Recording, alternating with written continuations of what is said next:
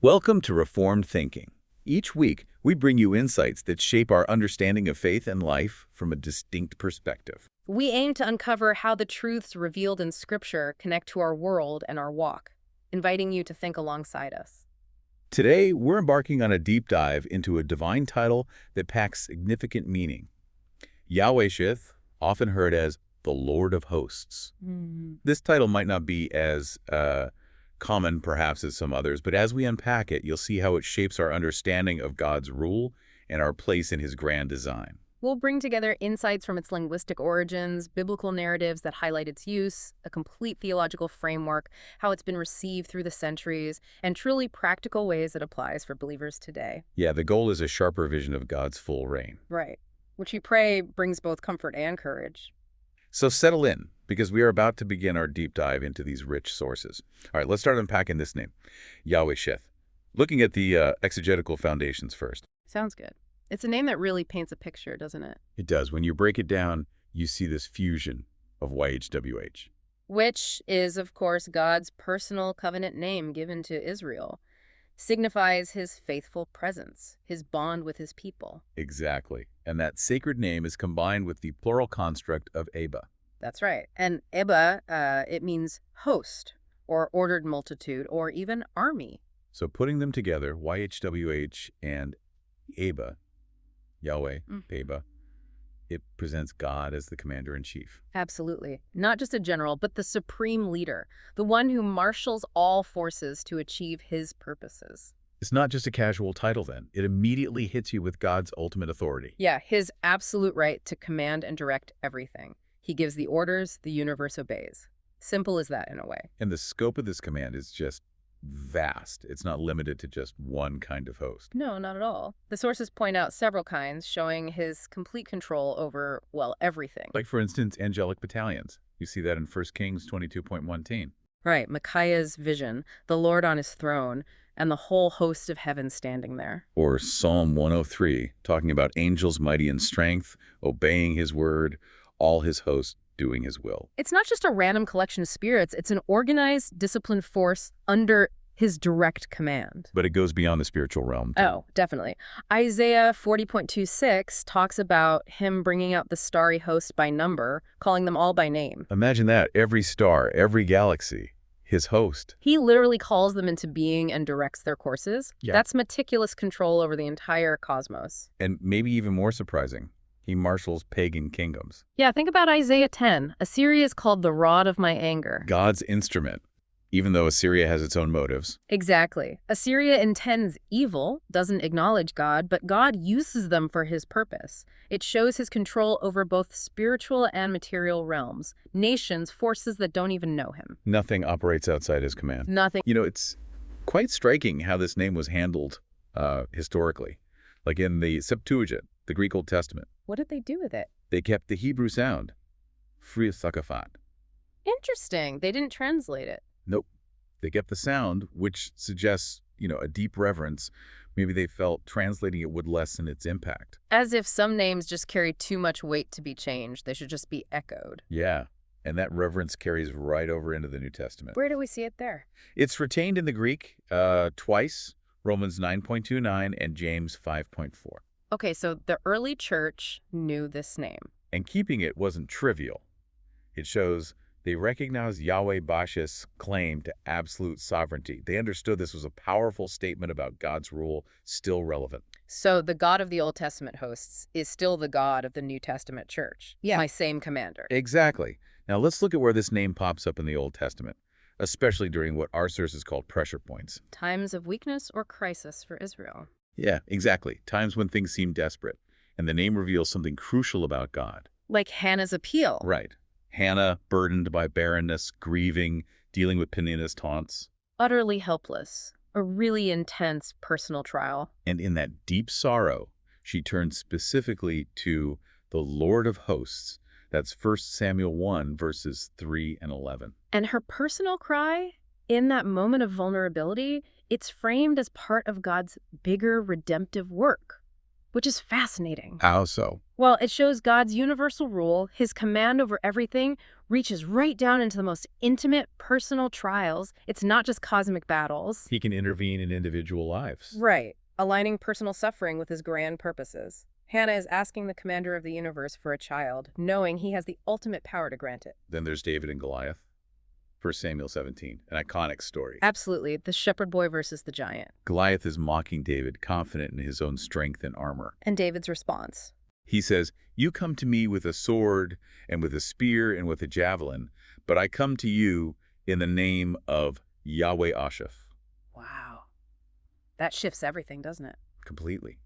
Away from physical might, human power. Straight to divine authority. David's not relying on himself. He knows he's outmatched physically. He's declaring that God decides the outcome, the commander of all hosts, not the size of the fighters or their weapons. It's a powerful statement about God's right to rule, to act, to give victory no matter the odds. If God is your commander, your army can't lose if he wills it. Even if it's an army of one shepherd boy. Right. Then we get to Isaiah's vision. Isaiah 6, the throne room. Awe-inspiring, truly. Seraphim worshiping. Yeah, and that worship blends with this martial imagery. They cry, "Holy, holy, holy is the Lord of hosts. The whole earth is full of his glory." That connection is key. Holy, holy, holy linked directly to Lord of hosts. What does that tell us? It shows God's holiness. His moral perfection, his separateness from sin isn't passive. It's active, burning opposition to evil. Warrior justice, the sources call it. Exactly. His purity compels him to act against unrighteousness. And he's enthroned amidst this garrison of fiery attendants, the seraphim, his warrior ministers. He has the power, the armies, to back up his holiness. And later, after the Babylonian exile, Israel's at a real low point. Defeated, discouraged, feeling insignificant, trying to rebuild. Prophets like Haggai and Zechariah step in. And they use this title, Yahweh-Bush, a lot. Haggai speaking to the rubble-bound builders, Zechariah to the disheartened remnant. Why the emphasis then? It was like a strong medicine against those feelings of smallness and despair, a potent declaration. The saying what? Saying, even though you feel small, your resources are few, your enemies look big, you are working under the command of the God who marshals all armies and controls all nations. That will bring comfort and courage. Immense comfort. It placed their seemingly small tasks into the context of the commander's vast plan. Their work mattered. Their hope wasn't in their own strength, but his. Then Malachi, the last Old Testament prophet. He brackets his whole message with the name. Right. Chapters 1 and 4 especially. It's deliberate. To underscore covenant fidelity, the sources say, Israel was cynical, complacent. They were struggling with indifference, disobedience, even questioning God's justice. So Malachi hits them with Yahweh Digest right at the start and the end. As a reminder, the God demanding their loyalty is the commander of all creation. He sees everything. He will execute his promises and judgments. It confronts their apathy with his absolute, undeniable rule. Okay, so that's the Old Testament foundation. How does this arc bend toward Christ in the New Testament? How is he the Lord of hosts? Well, it starts right at his birth, Luke 2, the angels appearing to the shepherds. Suddenly there was with the angel a multitude of the heavenly host. That heavenly host, that's the Abba, the Lord's own armies appearing to announce his arrival. So it signifies his royal standing, even as a baby. Exactly. He's already the captain, the commander of these celestial forces right there in the manger. It's a powerful foreshadowing of his inherent authority. And his ministry demonstrates this authority too, doesn't it? Consistently. Silencing storms, casting out demons. Regal ease is how the sources put it. Yeah, he commands the natural world, spiritual forces, demons, they all submit instantly. It's not just random miracle. It's a preview of his ultimate command, showing the one born in weakness is the true Lord of all hosts. Precisely. And the ultimate fulfillment of this motif, Revelation 19. Oh, absolutely. Verses 11-16, Christ riding at the head of heaven's armies. Not just returning, but leading the final assault against evil. Yes, the conquering warrior king. Robe dipped in blood, sharp sword, the name King of Kings and Lord of Lords on his thigh. It's the full display of the commander-in-chief bringing history to its climax. And Paul confirms this in Ephesians 1. The risen Jesus holds the cosmic command post. Far above every rule and authority, power, and dominion. Not only in this age, but also in the one to come. It seals it. His authority is universal, absolute, over everything, seen and unseen, now and forever. He's always in control, no matter how things might look. So tracing this whole thing, Yeah. the motif moves, it expands. Yes, from Israel's specific battles To the church's global hope. Exactly. And that anchors our confidence today. The same God who fought for Israel, the commander, is our commander too. His power, his control, it's for all his people everywhere throughout history. Our battles look different, but the commander is the same. That's the key takeaway for us now.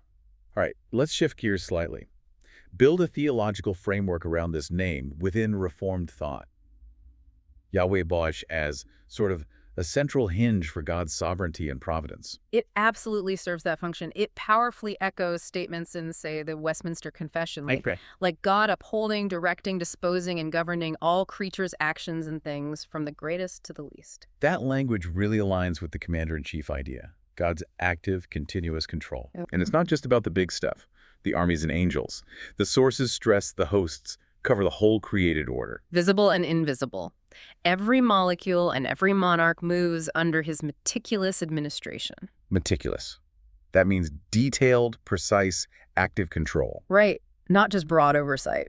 From subatomic particles to world rulers, weather patterns to nations rising and falling, nothing is left to chance. He directs it all. And this absolute control, it actually provides comfort. Warm Calvinistic assurance, the sources call it. Yes. It's crucial to see it that way, not as cold determinism, making us puppets. But as assurance. Profound comfort and peace. The same infinitely powerful God commanding cosmic armies is intimately concerned with the tiniest details of his people's lives. The God who drafts battalions also numbers the hairs on your head, Matthew 10. Exactly. It assures you that your well-being, your struggles, your future, it's all under the careful, faithful, loving care of the most capable commander imaginable. When you feel small, you remember who's really in charge. Which brings us to God's holiness and his warrior justice. Oh. This sovereignty isn't just raw power. No, it's holy power. Isaiah 6, again, the thrice holy Lord enthroned amidst his fiery ranks. Holiness fused with military might. And holiness here isn't just passive purity. No, it signifies his moral perfection, his covenant loyalty, and that active, burning opposition to evil, warrior justice. His very nature compels him to act against unrighteousness. In the Old Testament holy wars, how do they fit? They're seen as provisional illustrations, pointing forward. To the cross. Yes, the cross as the decisive conflict, where Christ, the warrior king, satisfied divine justice by receiving the sword he himself wields. And as Colossians 2 says, he disarmed the rulers and authorities. So how does this hold together both penal substitution, Christ taking our penalty, and Christus Victor, his victory over evil powers? It shows victory is achieved through atonement. His death satisfied God's righteous anger against sin. And in that very act, he defeated and disarmed the powers of evil. The battle was won through sacrifice. Precisely. Victory through atonement. Okay, let's touch on creation and angelology. The hosts. Nehemiah 9 praises God for making the heavens with all their host. That clearly links the title to creation. All celestial beings, angels included, get their existence from the one they serve. They aren't independent powers. Contingent spirits, the sources say. Meaning they exist entirely by God's will. And Hebrews 1 says they minister for those inheriting salvation. So they are created beings, dependent on God. Totally dependent. And their work illustrates God's tendency for immediate action. Meaning he rules through instruments. Right, through angels, natural laws, even human governments. But he never gives up control. It shows his transcendence. He's above his armies and his immanence. He works through them. It's how he governs without directly micromanaging every single thing. You could put it that way. And understanding this protects us from extremes. Yeah, two extremes. On one hand, ignoring the reality of spiritual allies working for God. And on the other, falling into superstition or an obsession with angels, which sidelines the Lord of Hosts himself. It keeps the focus firmly on God as the supreme authority. We recognize his agents without elevating them too high. Good distinction. Now, Christology again, the in-flesh commander. Jesus is this commander, but human. Yes. And the angels at Bethlehem announce his royal birth. That multitude, the Abba, proclaims the baby is already the captain. His ministry previews his authority, storms, demons, disease. All submitting instantly. Foreshadowing Revelation 19, the rider on the white horse leading heaven's armies. Every miracle was a glimpse of his cosmic command. And Reformed theology connects this strongly to the hypostatic union, Jesus being fully God and fully man. Very strongly. The human Jesus commands angelic hosts because in his divine nature, he is their eternal Lord. It's not just his divine nature acting alone. No, it's the one person, Jesus Christ, fully God and fully man, exercising this command. His humanity doesn't lessen his lordship. The God commanding the universe took on flesh, and in that flesh, he still wields that authority. That's a profound thought. And this commander motif, it enriches our view of atonement and intercession too. It really does. It assures us the one who died for us now lives and actively deploys all resources of heaven for our good. Think Romans 8. All things working together. Right. His sacrifice secured his reign. Now, in his intercession, he marshals everything, angels, circumstances, blessings for his people. It's active, powerful, constant care from our sovereign high priest. Looking ahead, eschatology. Yahweh-Sabaoth points to the ultimate consummation of cosmic order. A powerful future vision. Paul in 1 Corinthians 15 talks about Christ handing the kingdom to the Father after destroying every opposing rule, authority, and power. A final roll call. Where rebellious powers are judged and obedient angels and redeemed humanity unite in worship, God becomes all in all. His rule fully displayed, fully acknowledged. So we live in that inaugurated yet not yet time. Exactly. The already but not yet. Our king is victorious now, but his full visible triumph is still coming. And until then, sacraments, worship, church discipline. They're like wartime ordinances, sustaining the church in the ongoing spiritual battle, strengthening the troops as we await the commander's final victory display. Now this theological weight, it also pushes back against some modern views, like open theism or process theism. Oh, fundamentally. Those views just can't square with a God who musters armies at will and authors history sovereignly. How so? Well, open theism questions God's exhaustive knowledge of the future. Process theism sees God as evolving. Neither fits the picture of the unchanging, omniscient commander who orchestrates everything from eternity. Yahweh-Sabaoth implies total sovereignty and foreknowledge. It also corrects narrow, nationalistic readings of the title. Absolutely. By expanding the hosts to include the multi-ethnic church, it demolishes any claim that God is just a tribal deity for one group. The Old Testament focus was often on Israel. But the New Testament makes it clear. The Lord of hosts now rules over people from every tongue, tribe, and nation redeemed by Christ. No single group owns him. His banner flies over all who bow to Christ. Okay, let's track the echoes of this through history. The patristic period, the early church. How did they use this title? As a bulwark against heresies, actually. Like Gnosticism. Exactly. Irenaeus used it against Gnostic ideas of a lesser creator god. He insisted the one creator is Lord of the whole host of heaven, meaning no part of reality is outside the Redeemer's control. It refuted that cosmic dualism. And during the Arian controversy, Athanasius used it. Yes, to assert Christ's divinity. He argued that if the Son shares the Father's divine essence, he must share command over the angelic hosts. The seraphim worshiping the Lord of hosts in Isaiah 6 implicitly worship the Son too. Powerful argument for Christ's co-equality. Definitely. Showed he wasn't a created being, but deserved the same adoration as Yahweh-Dosheth. And pastorally. Chrysostom used it for comfort. Yeah, for congregations facing Roman persecution. He asked basically, if the Lord of armies is your shield, what can mere humans do to you? Translating theology into practical encouragement for suffering people. Right. Trust the unseen commander, not human power. Moving to the medieval period, the name Sabaoth stuck around in liturgy. It did, in Latin hymns like the Te Deum, Sanctus Dominus Deus Sabaoth. Holy Lord God of hosts. Retaining the Hebrew sound kept the sense of joining the angelic choirs, connecting earthly worship to the cosmic praise of the commander. And theologians like Aquinas. He classified Dominus Sabaoth under names of power, showing all created causes trace back to God's will, reinforcing God as the ultimate orchestrator. But there were distortions too. Unfortunately, yes. The warrior idea sometimes got twisted. People focused too much on relics, invoking angels for protection. Sidelining the gospel. Potentially, fearing spirits more than trusting the Lord of hosts himself. It shows how even powerful truths can be misused if separated from Christ's work and God's grace. Then the Reformation, a recovery of its significance. A big one. Think Luther's hymn, "A Mighty Fortress is Our God." Here's Sabaoth, Lord of hosts. Luther linked that militant image directly to justification by faith. Believers fight spiritual battles under Christ's unconquerable banner, not by their own efforts. It calmed consciences oppressed by Satan and works righteousness. And Calvin. He connected angelology directly to providence. God governs invisible armies, and he directs visible history for the church's good. He saw the title as a hermeneutical control. Yes, ensuring biblical wars of the Lord were understood theocentrically from God's perspective, serving his holy purposes not just as human conflicts. Post-Reformation orthodoxy refined these ideas. With scholastic precision, Turretin used Jehovah-Sabaoth against Socinians who denied Christ's preexistence. His argument: Only one who is eternally YHWH could lead celestial armies like in Revelation 19. A created being couldn't be the Lord of hosts. It proved Christ's deity. John Owen connected Christ's ascension to the Spirit's ministry. Described the ascended Christ as the King of glory, the Lord strong and mighty in battle. His triumph secured the Spirit's outpouring the commander, deploying power to his church.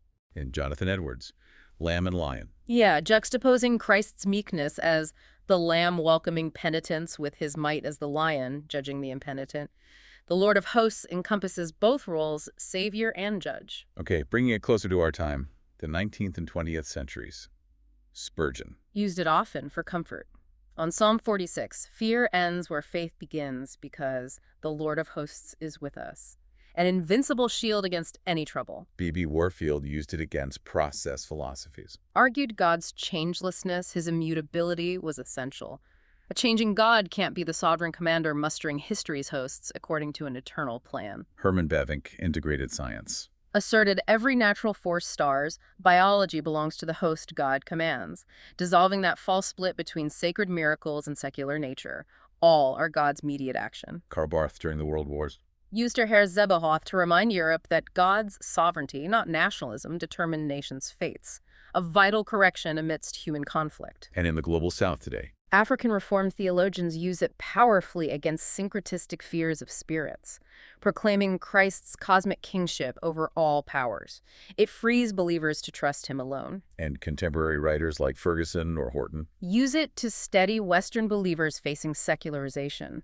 The Church's mission advances by the invincible word of the Lord of hosts, not by human strategy or cultural power. It's interesting, too, how confessional documents, even without using the Hebrew term, embed the substance of the title. Yeah, like the Heidelberg Catechism saying nothing comes by chance, but from God's fatherly hand. That's the core idea, his absolute control, his providential care. It's foundational Reformed teaching. So let's make this really practical. Living under the commander. How did this empower us in spiritual warfare, using the ordinary means of grace? Well, the point is, our warfare is waged through those ordinary means Christ provides. Right. The preached word as our sword, baptism and the Lord's Supper as pledges of his victory and our union with him, corporate prayer as calling in divine reinforcements. And knowing the Lord of hosts has already won the decisive battle at the cross. Colossians 2.15 disarmed the rulers and authorities. That gives us our footing. We stand firm, not because we are mighty, but because Yahweh-Sabaoth fights for us. So resist the devil, and he will flee. James 4.7. Exactly. Stand in his victory, obey his commands. How does this help with anxiety and uncertainty? It seems like a strong antidote. It really is. It presses home the truth. Divine sovereignty reigns over what looks random or chaotic. So in personal trials, job loss, illness, whatever. Knowing the one who orders galaxies also appoints Tuesday's chemo and tomorrow's manna, he directs the specifics of your life that brings deep comfort. It frames difficulties within his loving control. It allows us to lament, like in Psalm 46, without despairing. Yes, the Lord of hosts is with us. That refrain anchors us amidst chaos. You can grieve, you can cry out, but you don't surrender to dread because the commander is present. Pastoral counseling could use this. Turn the title into a personalized liturgy. Absolutely, echoing David. You fear, anxiety, circumstance come to me with threats, but I come in the name of Yahweh-Sabaoth. It helps reinterpret inner turmoil as a battlefield already claimed by Christ. And in worship, how does it shape our thinking? It pushes us to think both ecclesially as the local church and cosmically. How? Singing psalms and hymns that name the Lord of hosts links our local gathering to that universal liturgy of heaven Hebrews 12 talks about. We join the angels. And public prayers invoking Yahweh-Sabaoth. They teach us to expect divine intervention. Addressing him that way acknowledges we have an omnipotent audience. The commander is listening. Even the structure of the service can reflect this. Call to worship as a roll call, sermon as a field briefing, the Lord's Supper as rations. Yeah, it fosters this sense of confident humility. Victory is God's, even though he uses weak people like us. Keeps us steady, trusting his command. Finally, empowerment for mission and public witness, engaging culture under his command. Knowing all authority belongs to the risen Christ. Matthew 28.18 means we engage without panic, but also without trying to build our own kingdom. So evangelism proceeds under his orders. Confidently, no human ideology can stop his gospel. And social action, protesting injustice. It answers to Yahweh justice. We do it not to grab power, but to honor the king who will ultimately judge all injustice. In pluralistic settings, this helps us avoid extremes, withdrawal or belligerence. Right. We march in step with angels, you could say. Speak truth without hysteria, practice mercy without compromising biblical conviction. It's a posture of confident humility under the commander. What a compelling deep dive into a title so rich with meaning.